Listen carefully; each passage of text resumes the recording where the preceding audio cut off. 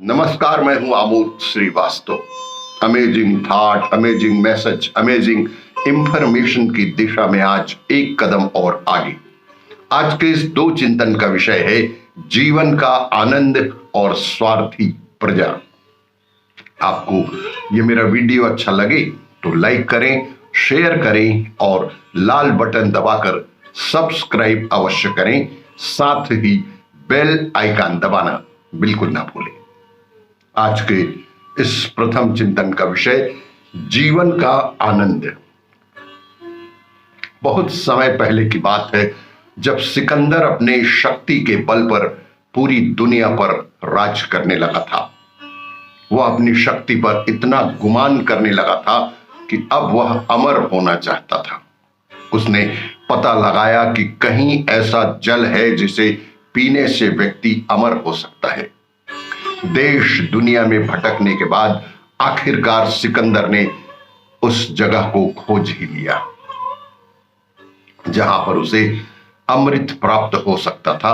वह एक बेहद पुरानी गुफा थी जहां पर कोई आता जाता नहीं था।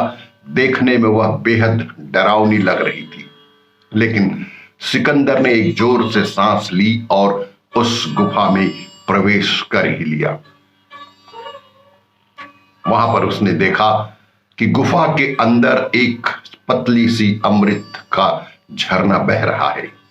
उसने जल पीने के लिए हाथ बढ़ाया ही था कि एक कौवे की आवाज आई। कौवा गुफा के अंदर ही बैठा था। कौवा जोर से चिल्लाकर बोला कि राजन, ठहर जाओ, रुक जाओ या भूल मत करना। सिकंदर ने कौवे की तरफ देखा।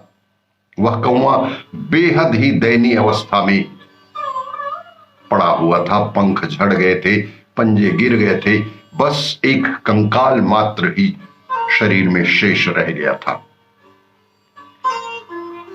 सिकंदर ने कहा कि तुम कौन हो और यहां कैसे पहुंचे? मैं पूरी दुनिया को जीत सकता हूं, तो यह अमृत पीने से मुझे तुम कैसे रोक सकते हो? तब कौवे ने आंखों से आंसू टपकाते हुए बोला कि हे राजन, मैं भी अमृत की तलाश में इस गुफा में आया था और मैंने जल्दबाजी में अमृत पी लिया। अब मैं कभी मर नहीं सकता, पर अब मैं मरना चाहता हूं। इस स्थिति में जीने से तो अच्छा है कि मैं मर ही जाऊं, लेकिन मर नहीं सकता क्योंकि मैंने अमृत का पान कर लिया है। और तुम स्वयं देख लो मेरी हालत। इससे तो अच्छा जितने दिन की जिंदगी हो जीवन का आनंद लेते हुए ही बिताया जाए। कौवे की बात सुनकर सिकंदर देर तक सोचता रहा। सोचने के बाद फिर बिना अमृत पिए ही चुपचाप गुफा से बाहर वापस लौट आया और जीवन के आनंद को लेने लगा। आज के इस दूसरे चिंतन का विषय स्वार्थी प्रजा। एक बार बहुत ही न्यायप्रिय तथा प्रजा वत्सल एवं धार्मिक स्वभाव का एक राजा हुआ करता था। एक दिन इष्ट देव ने प्रसन्न होकर उसे दर्शन दिए तथा कहा कि राजन, मैं तुमसे बेहद प्रसन्न हूं। राजा ने कहा कि आप मेरी सारी प्रजा को भी दर्शन दीजिए। आखिर भगवान साधक के सामने झुके और वे बोले, ठीक है, कल अपनी सारी प्रजा को उस पहाड़ी के पास लाना। अगले दिन सारे नगर में ढिंढोरा पिटवा दिया गया। दूसरे दिन राजा अपने समस्त प्रजा और स्वजनों के साथ पहाड़ी की ओर चलने लगे। चलते चलते रास्ते में एक स्थान पर तांबे के सिक्कों का पहाड़ दिखा। प्रजा में से कुछ एक उस ओर भागने लगे। कुछ दूर चलने पर फिर उन्हें चांदी के सिक्कों का चमचमाता हुआ पहाड़ दिखाई दिया। इस बार भी बची हुई प्रजा में से कुछ लोग उस ओर भागने लगे। फिर कुछ दूर चलने पर सोने के सिक्कों का एक पहाड़ मिला, तो बाकी के सभी प्रजाजन और स्वजन सिक्कों के लिए भाग गए। अब केवल राजा और रानी ही शेष रह गए थे। राजा रानी से कहने लगे कि देखो कितने लोभी हैं ये लोग, मैं जीवन भर इनकी सेवा करता रहा लेकिन थोड़े से लालच के लिए भगवान से मिलने का भी महत्व नहीं जानते।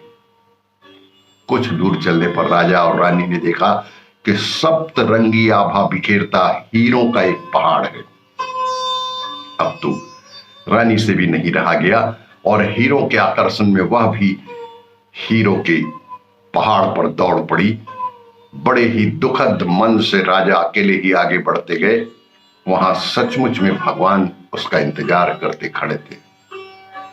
राजा को देखते ही भगवान मुस्कुराए और पूछा कि कहां है तुम्हारी प्रजा और तुम्हारे प्रियजन?